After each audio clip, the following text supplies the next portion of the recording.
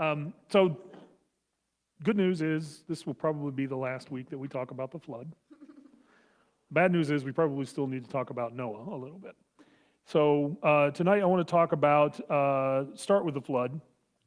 Again, because to pull this back into the scope of the story, where we're talking about the movement from Adam in the Garden of Eden through to Christ, the role of this part of the story is, and this is going to sound a little weird, but I think that St. Peter backs me up on this.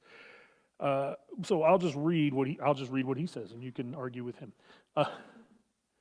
Let's see, I'm going to read from 1 Peter chapter 3, starting in verse 18. For Christ also hath once suffered for sins, the just for the unjust, that he might bring us to God, being put to death in the flesh, but quickened by the Spirit.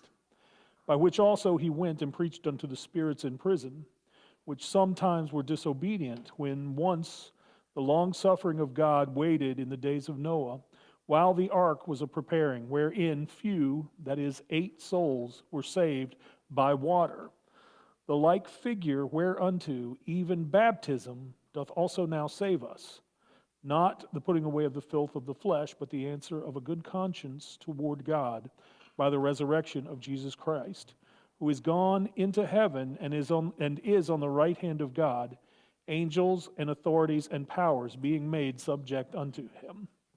So in a sense, what we're talking about when we go back to the narrative of the story, we see the fall of Adam, then the fall of Cain, and then the degradation of mankind into violence and immorality. So far, there has been no remedy, right? It's just been a downward spiral for mankind for the most part, with a remnant of the righteous holding on to the faith. This is represented by Noah and his family. He's the inheritor of that lineage of the righteousness which is by faith. But for the rest of humanity, it's a downward spiral. And so, and then again, this is going to sound a little weird, but this is what the story is kind of pointing out for us, is that the flood represents a new beginning, right? It represents the possibility of a new beginning. Because again, when you come to the flood, we talk about waters over covering the earth.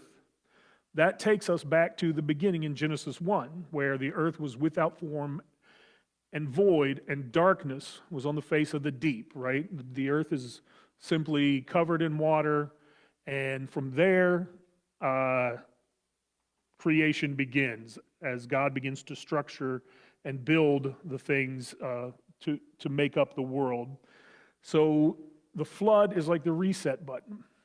And for the wicked, of course, it means death. It means the end.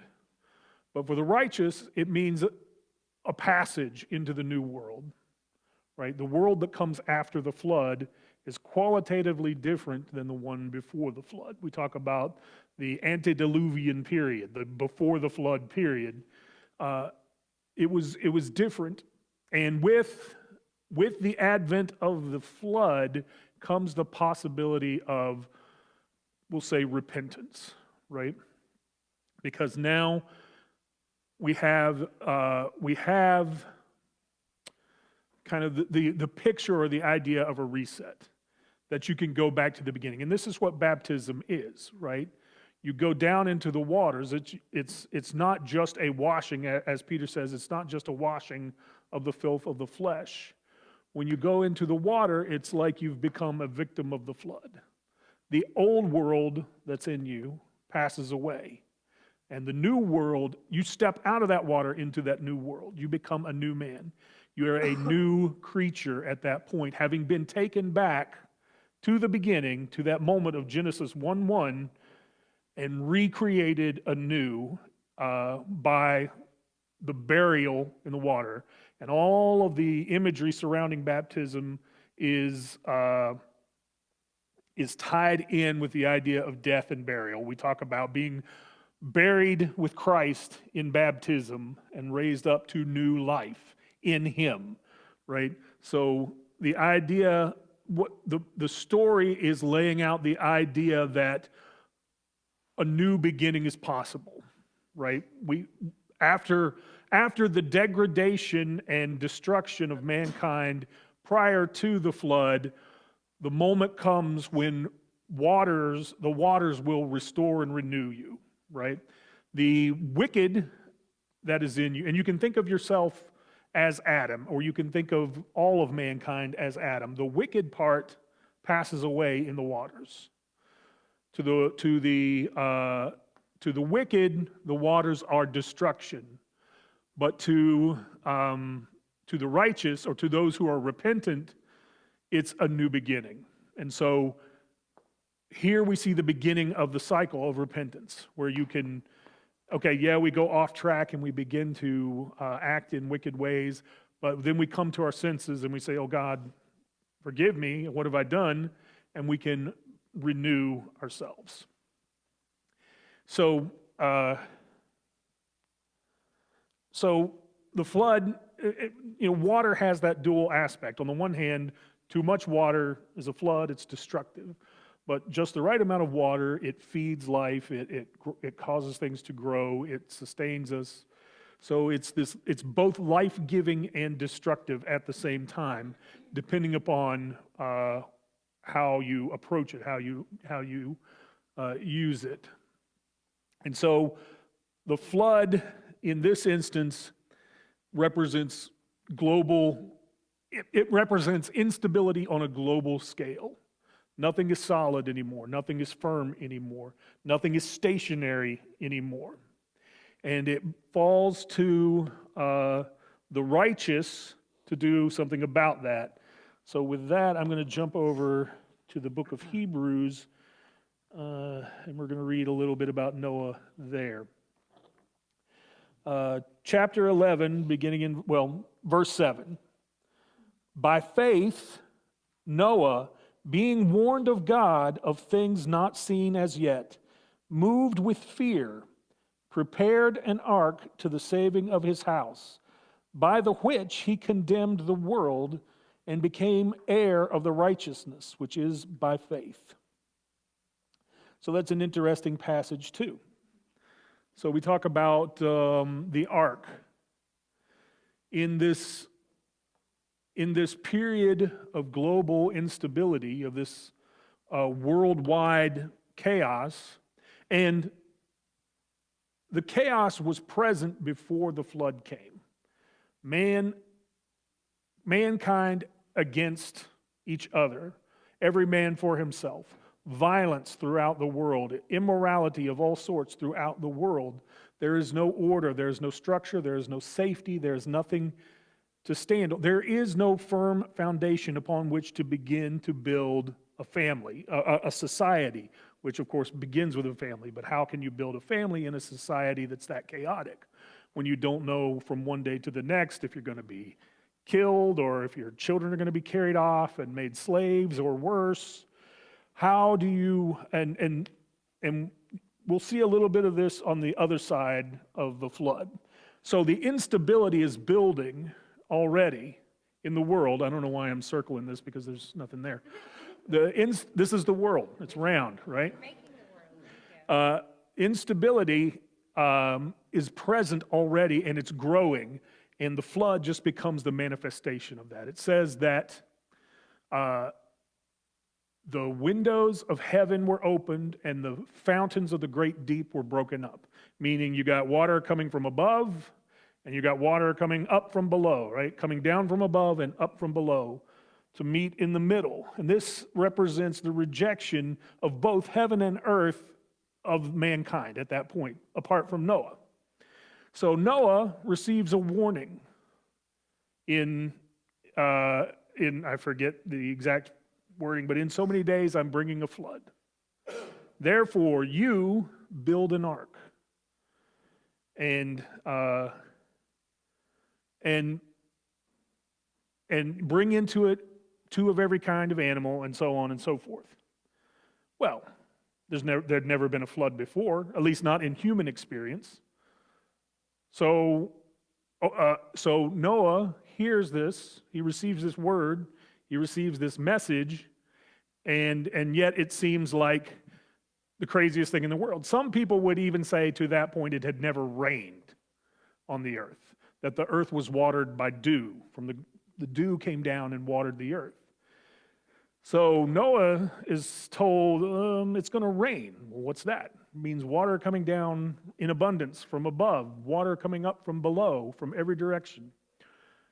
So Noah has to stop for a moment and he has to think, am I crazy? Right? Did I really hear that? I mean, that's what we would feel. But because he's being told to do something so uncharacteristic, so out of line with the society around him, so unusual, no one had even heard of it. No one knew what a boat was. Nobody knew what an ark was. Nobody knew what a flood was. Certainly not on a global scale. And so he has been given a piece of information that sounds ridiculous in the eyes of his peers, and he attempts to persuade them. It calls him in another place a preacher of righteousness. He tries to persuade them to turn from their ways, but they think he's a fool. They think he's crazy. So this is what faith means, right? Faith isn't so much what we think, so much as it is how we act with what we think, right? So God says, build a boat. Noah says, why do I need a boat? There's going to be a flood. What's a flood? Okay, it's water, and then it's going to cover the whole earth, and I'm going to kill everybody. Everybody who's not in that boat, they're going to die in the flood. Every animal, every person, everything that isn't in that boat is going to die. Oh, okay. And so what does Noah do? He starts building a boat. And this is the thing. The ark, building the ark is Noah's act of faith. Faith means faithfulness. Faithfulness to a Lord. Faithfulness to a commander. Faithfulness to a king. The king says, march up the hill. I march up the hill because I'm keeping faith with my commander, with my leader, with my king. My king says, build a boat. I build a boat. But not because I understand all of the workings and I can read the weather myself and I saw the forecast and we got the Doppler and we know that it's going to rain. None of that. It's because I have received the commandment from my king. And that's what it means to have faith. I have received the commandment, now I'm going to act on it as if I knew for sure, even though I don't know for sure. I don't know if that's true. I don't know if it's going to rain. I don't know if there's going to be a flood. I don't know what a boat is, but I'm going to do it. And so God not only tells him to build a boat, but he tells him the structure. He gives him the layout. He gives him the design.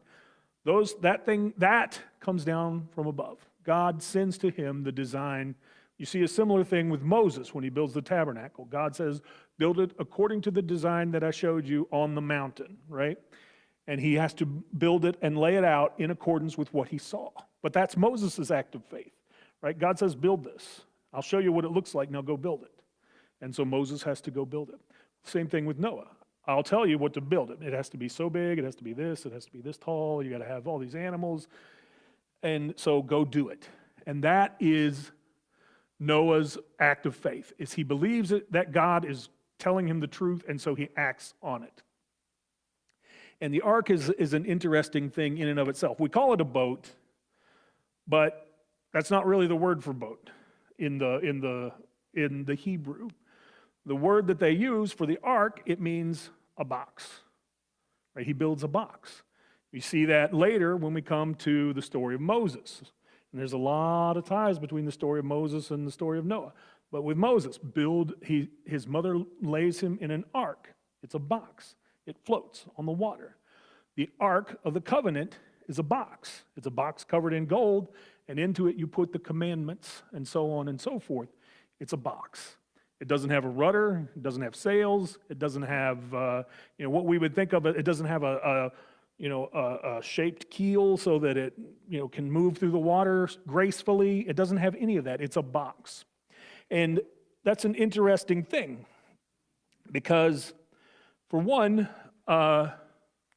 in the traditional worldview, the world is spoken of as a square, a box, right? Not that they believed that the earth was was shaped like a cube or anything, but they speak of the four corners of the earth. They speak of one side, an east and a west, and a north and a south. That's four sides, and an up and a down, right? So it's got six sides like a cube. And it's not because, again, it's not because they believed that that was the shape of the earth, that it was a box, but that this is what you experience, right? So, like, we know because we have satellites and we have pictures from space and we've got guys that went to what you're seeing when you see things like that, you're seeing a new world, right? So again, to get back to that, it's got four directions, four corners, up and down. When you walk outside, you know that the shape of the earth is a ball. It's round because of the satellite photos and if you go up on top of Mount Everest, you can kind of sort of see the curve of the earth but you have to get really high up. But we know that it's a sphere, but that's not the way that we experience it. We don't go out and we don't see, I can't look at the horizon and see the curve of the earth, right? I see a flat plane that extends off. That's the way we experience the earth, right? When we step outside of our door, we see it looks flat and level as far as we can see. If we look up, we see a dome, right? We see, so the earth is represented by a cube, and the heavens are represented by a dome, right? So that's how, in the olden days, we'll say, that's how a church was built. It was built as a cube. This is a really good cube, guys. And then on top of that, there was a dome with a But that's the reason why, that those look like that. And if you go into, this was more prevalent in the East, like over in the Middle East and Syria and places like that. And as you get further west, we departed from that a little bit, but what we did in the East, or in the West, so if you're looking at it from above, you've got the square, you've got the box, and above that you'll have a big dome. But what we did was we made it shaped like this. And when you come to this center, like the center of the cross, and you look up, you'll see in the Eastern churches, you'll see an image of Christ. Christ, it's called Christ Pantocrator, meaning the ruler of the cosmos. It's Christ in authority up in the top of that dome. And when you come to the center of the cross, in a Western church, you look up, and the thing that you'll see is on the four corners will be the evangelists. They'll have Matthew, Mark, Luke, John as sort of the pillars that support heaven, right? Or connect earth with heaven. Anyway, so when we talk about the ark being a box, this is what we're seeing. We're seeing a little world, a new world. Everything is being gathered into it. Everything that is clean and some of the things that are unclean are being gathered into it. And it's being set on the flood to float to its destiny. Again, it's not something that gets steered. Noah is not at the keel and the rudder and, driving them somewhere with it. There's no form of locomotion. There's no, its only purpose is to float, to stay above, on top of the water. And so that's why the church is likened to the ark, right? So we're bringing everything into that can be saved. Everything that will come, we want to bring inside the ark to save it from what's going on around it. The instability and the fluidity and the danger of the flood. And so, now I want to say Moses all the time. Noah building the ark is his act of faith. God says, and his act of faith is to build something that will be the seed of a new world, Does that make sense? He is, and this is the way of,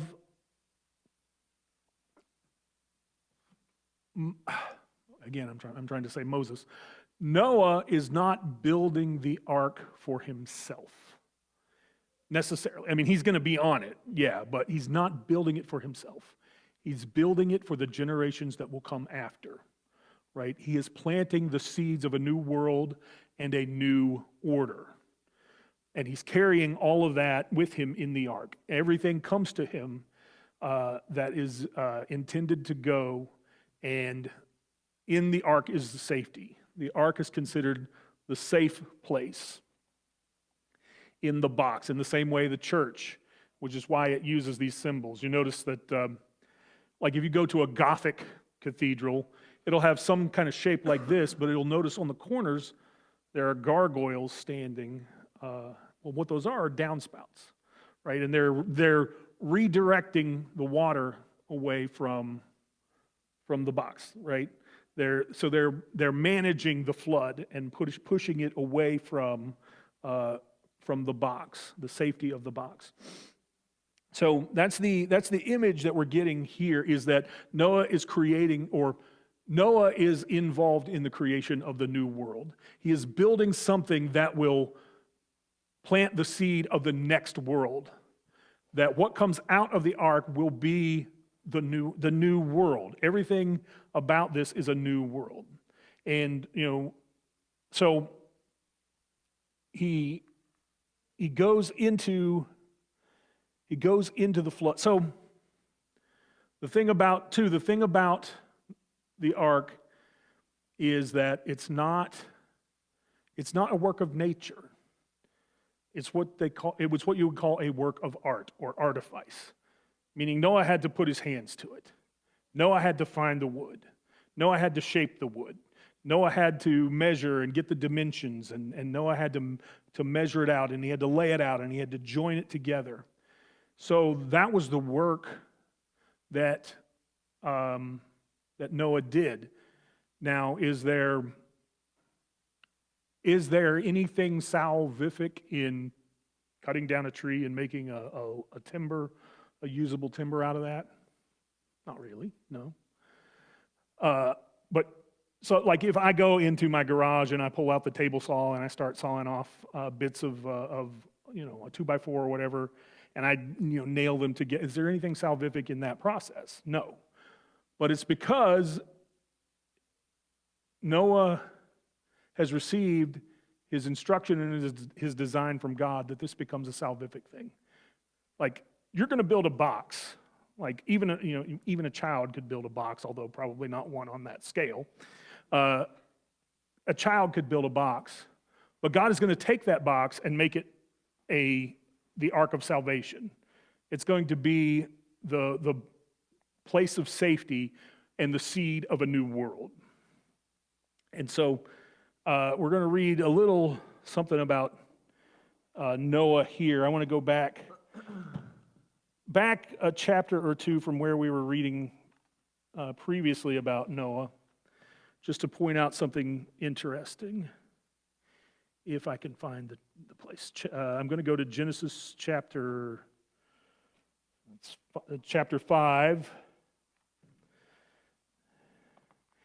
And so I'm going to read a section of this just to give you kind of, it's one of the boring parts, right? It's a genealogy, so I'm going to read a couple of lines just to give you kind of the rhythm of it, and then we'll jump ahead to Noah so that we don't have to read everything. So this is the book of the generations of Adam. In the day that God created man, in the likeness of God made he him, male and female created he them, and blessed them and called their name Adam in the day when they were created. And Adam lived 130 years and begat a son in his own likeness after his image, and called his name Seth. And the days of Adam after he had begotten Seth were 800 years, and he begat sons and daughters. And all the days that Adam lived were 930 years, and he died. And Seth lived 105 years and begat Enos. And Seth lived after he begat Enos 807 years and begat sons and daughters. And all the days of Seth were 912 years, and he died. And Enos lived 90 years and begat Canaan. And Enos lived after he begat Canaan 815 years and begat sons and daughters. And all the days of Enos were 905 years, and he died. So the rhythm of this is so-and-so lived X number of years, and he begat someone else. And then after that, he lived however many more years, and he died. And then that guy lived so many years, begat someone else, lived so many years after that, then he died. That's the rhythm of the story as we're passing through here. And then we get to Lamech, and it says, and Lamech lived 182 years and begat a son. Right? It doesn't say he begat Noah. It says he begat a son. And he called his name Noah, saying, this same shall comfort us concerning our work and toil of our hands, because of the ground which the Lord hath cursed. So we go through all of these steps. So-and-so begat so-and-so, and then he begat so-and-so else, and then they begat someone else.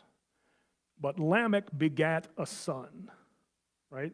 So it's a little unusual kind of speed bump in the text there, right? So what does that mean? Why do we call Noah a son? And so I read, when I started out reading, and of course I picked the worst place to start reading, it says that Adam lived 130 years and begat a son in his own likeness. Well, in my Bible, the words a son are in italics, which means that they're not in the original text. They've been added to improve the context. So nobody, including Seth, is called a son until we get to Noah. What does that mean? So in the Hebrew, the word for son is ben, right? We talk about Benjamin, means the son of my right hand. Ben means son. Its root word, though, is bana or bana, which means to build. So what it means when we say that Noah is a son, it means he's a builder, right? First of all, he's going to build the ark, but then he's going to build the next world, right? It's his efforts by God's grace that is going to build the new world. God has chosen him to be the builder, and he is going to be the one who builds the beginnings of that new world. And so he's called the heir of righteousness by faith. So the righteousness he has is expressed through his efforts in building the ark and through his preparations for the world to come. So he has to build the ark, but he also has to collect food for all the animals, which, I mean, like he knows a lot of animals are coming, but I don't know that he knew, okay, you're going to get 1,255 animals on your boat or whatever, you know. I don't know that he had a census where he could count, okay, I'm going to need 10 tons of hay and 10 tons, right? Right, yeah.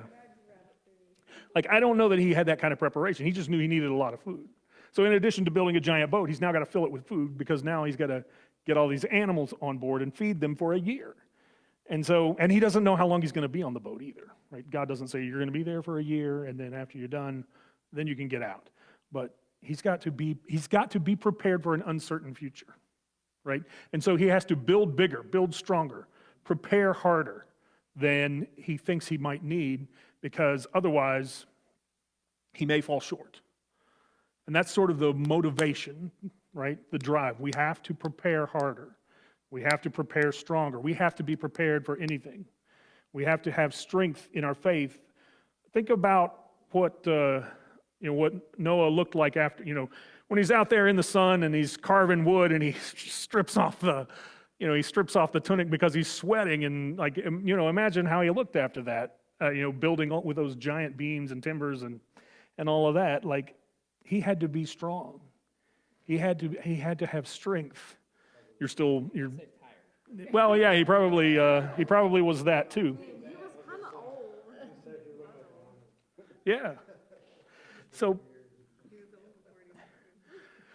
So that's the battle of faith. We have to be prepared for an uncertain future. We have to have strength in our faith. We have to have the preparations. And so what happens here? God gives him this design. He tells him so many feet long, or whatever the measurement is, so many wide, so many tall, so many floors. He didn't tell him how many stalls he needed. He didn't and then he gets on the boat and he's got to keep the alligators from eating the rabbits and all that kind of stuff. But he gives him the structure. So what Noah does to preserve the righteousness that is by faith, the inheritance of faith, what he does is he builds a structure, right?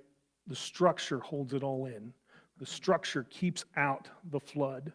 The structure contains all of those wild animals that would otherwise be splashing around and drowning, right? It brings it all in and it contains it and it protects it. And he had to build it big and he had to build it strong. But he had to follow a structure laid down by God, right? He gave him a blueprint, a map to follow. And by walking in faith, Noah did it. And that expressed his faith. Like, I am faithful to my king. My king says build a boat, I'm building a boat. My king says build a box, I'm building a box. The biggest box you ever saw. So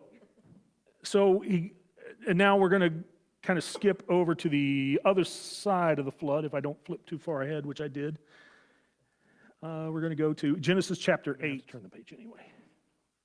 I want to start in verse 15, and then we're going to go through to 9:17. And God spake unto Moses, saying, Go forth of the ark, thou and thy wife and thy sons wives with thee. Bring forth with thee every living thing that is with thee, of all flesh, both of fowl and of cattle, and of every creeping thing that creepeth upon the earth, that they may breed abundantly in the earth, and be fruitful and multiply upon the earth. And Noah went forth, and his sons, and his wife, and his sons' wives with him, every beast, every creeping thing, and every fowl, and whatsoever creepeth upon the earth, after their kinds, went forth out of the ark. And Noah builded an altar. That's another thing that Noah has to build. Unto the Lord, and took of every clean beast and of every clean fowl, and offered burnt offerings on the altar. Yeah, that's a lot of animals. And the Lord smelled a sweet savor, and the Lord said in his heart, I will not again curse the ground any more for man's sake. For the imagination of man's heart is evil from his youth. Neither will I again smite any more every living thing as I have done, while the earth remaineth, seed time and harvest, and cold and heat, and summer and winter, day and night shall not cease. So this process of the flood and the ark breaks the curse, right? We talked about putting to death all that was wicked. We talked about preserving what was righteous and keeping it above the waters, keeping it out of the waters, breaks the curse that is placed on the ground because of Adam. And so you see how with baptism, that symbol of baptism is the breaking of those curses that bind people to the earth, right? That make their life a toil on the earth. So to continue on in chapter 9. And God blessed Noah and his sons and said unto them, Be fruitful and multiply and replenish the earth. And the fear of you and the dread of you shall be upon every beast of the earth and upon every fowl of the air, upon all that moveth upon the earth and upon all the fishes of the sea, into your hand are they delivered. Every moving thing that liveth shall be meat for you, even as the green herb have I given you all things. But flesh with the life thereof, which is the blood thereof, shall ye not eat. And surely your blood of your lives will I require. At the hand of every beast will I require it, and at the hand of man. At the hand of every man's brother will I require the life of man. Whoso sheddeth man's blood, by man shall his blood be shed. For in the image of God made he man. And you be fruitful and multiply. Bring forth abundantly in the earth and multiply therein. And God spake unto Noah and to his sons with him, and saying, And I, behold, I establish my covenant with you, and with your seed after you, and with every living creature that is with you, of the fowl and of the cattle, and of every beast of the earth with you, from all that go out of the ark to every beast of the earth. And I will establish my covenant with you. Neither shall all flesh be cut off any more by the waters of a flood. Neither shall there any more be a flood to destroy the earth. And God said, this is the token of the covenant which I make between me and you and every living creature that is with you for perpetual generations. I do set my bow in the cloud, and it shall be for a token of a covenant between me and the earth. And it shall come to pass, when I bring a cloud over the earth, that the bow shall be seen in the cloud. And I will remember my covenant which is between me and you and every living creature of all flesh. And the waters shall no more become a flood to destroy all flesh. And the bow shall be in the cloud, and I will look upon it, that I may remember the everlasting covenant between God and every living creature of all flesh that is upon the earth. And God said unto Noah, this is the token of the covenant which I have established between me and all flesh that is upon the earth. So one thing that we see, Noah comes out of the ark, and God, so prior to the flood, mankind was at a loose end. It was one of those situations where you could say every man did that which was right in his own eyes. And as a result, violence multiplied.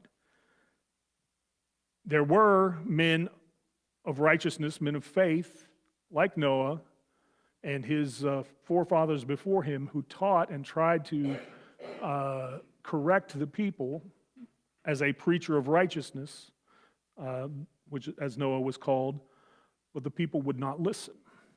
Because again, this is the guy that's building the giant box, and we're going to listen to him, right? This guy's crazy. Why would we listen to him? And furthermore, he's saying something that that makes no sense, right? To us, to man in that state, power is all that seems true, right?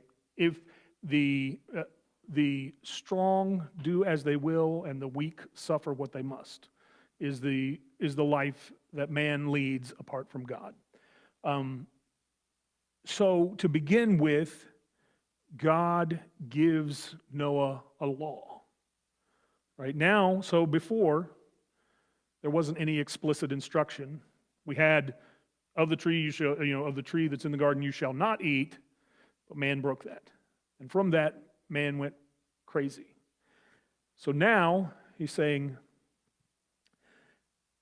every animal is your food now. It's as if it were the green herb, the herbs of the garden. Now every animal is your food, in part to slake man's inherent bloodlust, right? We no longer have to slay each other because we can eat the meat of these animals. But he says, the life of you shall not eat the flesh with the life thereof, the blood. You shall not eat it with the blood. And furthermore, any man who slays another man will be slain. Right? So now there's a law. You cannot murder. You cannot needlessly kill someone. And if you do, now there's a punishment. So now there is a clear cause and effect written out for men to understand. Now we know if we're violent, if we kill people, then we will be punished. And so we begin to see not only the structure of the ark, the box, that has taken shape. Now, outside the ark, we begin to see the structures of a society taking place, beginning with do not murder, right? Do not kill each other. Do not become violent. And so now man has no excuse, right? Noah, as a kind of a I don't want to say a new Adam, but he begins a new world in a way kind of like Adam. His descendants will all know this law, and now it's a law that's written. It's a law that's expressed explicitly.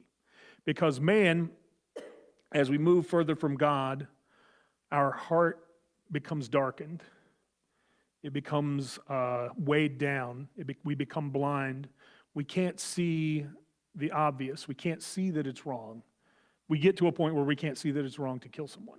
We get to the point where we can't see that it's wrong to abuse someone. We can't. And so mankind had fallen into that state where we can't see anymore. We're blind to the reality that God has created in us, the image of God. We no longer see the image of God in the other person. And so as a result, it's nothing. To me, to slay you is the same as if I slew a dog, right? It's not, we get to that point where we're so blinded and so destroyed that my daughter thinks I have a vendetta against dogs. But so now God begins to clear away the debris and the rubble and the darkened heart by giving us a law. Do not kill. Don't kill each other. Right? Start with that. That's pretty simple. And so it begins with that, and God is beginning to lay out the path back to paradise, right? He starts over, he hits the reset button, he opens up the possibility of repentance and the possibility of starting over. He opens up the possibility of becoming a new creation, and he promises a new world. Now, Noah, coming out of the ark, he and his sons and his wife and his sons' wives, they look at a devastated world, right? And God says, okay, now it's your job to repopulate the world. But can you imagine for a moment what that would have felt like? So I'm going to create a world. No, I'm going to invest in this, and I'm going to create a new world, and I'm going to have children, and my children are going to have children, and we're going to spread out over the world, and then God can come along in a moment and wipe it all out again. What is the point? What is the end of my life? What is the worth of my life if it can all be destroyed based on, what my descendants do? Like, okay, so Noah, okay, I know about God. Maybe I'm okay. My sons, I'm a little suspect of. What about their kids and their kids and their kids? How far away will they wander from God? And if they can get so far from God that God will step in and destroy them, what is the worth, what is the value of continuing life on earth? Why should I start a new world, is the question. Why should the world exist? Or how do I know that whatever I work on and whatever I create will not also be destroyed? And this is the reason for the rainbow, right? God says, I'm not going to destroy. I am not going to destroy anymore every living thing. I will punish the wicked. I will punish the wicked, but I will no longer destroy the world. And so, in the face of absolute despair, if you can imagine stepping out onto a world caked in mud and covered in waterlogged bodies, and say, here's your inheritance, Noah. Have at it, enjoy, right? How do you have the heart to begin again? How do we have the heart in the face of failure, in the face of loss, in the face of circumstances that are beyond our control, in the face of death, in the face of war, in the face of ruin and financial destruction, and in the face of natural disasters? How do we have the faith to go on? And that's what God is giving to Noah. He's saying, it's worth it. I'm going to invest in this too. I am going to flip this over and we're going to turn it back around, but I need you to do your job. I have assigned you this job. Go out and fill the earth, meaning go out and rebuild it. Make it something. Make it something close to this. Make it like the ark. Make it a safe place, and I will invest in it too. Despair is not an option for the Christian. Despair is not an option for the inheritor of faith. The righteousness of faith precludes despair. And that's hard. That's really hard, because there's plenty of times when you get into your life and you're like, all right, I would not mind at all if a bus fell out of the sky on my head right now. Like, okay, that would be fine, right? But despair is not an option because we don't see the end. The end will be glorious. We may not see it, but at the end there's that rainbow. right? And is there anything more impressive and kind of breathtaking than you see a huge, perfect rainbow, right? And so why he puts it in the cloud, right? And it's a rainbow, right? Why? That's why, so the Jews say that when the rainbow appears, it means the world is worthy at that moment of another flood, but God is showing, I'm not going to destroy you. So the rain is coming, but this isn't a flood, right? The rain that you're seeing is not going to destroy you. And here's a little reminder. And so in that moment of despair, in that moment of utter just loss of everything, of even the will to live, we're called to trust that it's worth it, that God is going to take note of everything that we've done. God is going to take the things that we have managed to build, imperfect and corrupt and leaning and cobbled together as they are, and he's going to make it something greater. So that's what it means to be the inheritor of the righteousness by faith. That's Noah. And there's a few more things that we can say about Noah, but that'll have to wait for another time, because honestly, the story of Noah and the ark, and we've spent a lot of time on this, but it's one of the most important stories in the Bible, because it's at the beginning, right? So here it is, beginning in chapter 6 of Genesis, but it's also at the end, because Jesus says, as it was in the days of Noah, so shall the coming of the Son of Man be. So it's kind of a bookend to the world, and so it's useful to kind of tease out some of these details and understand what's ahead of us, because it's going to be like the days of Noah for those that see the last days. Maybe we're seeing that now, maybe not.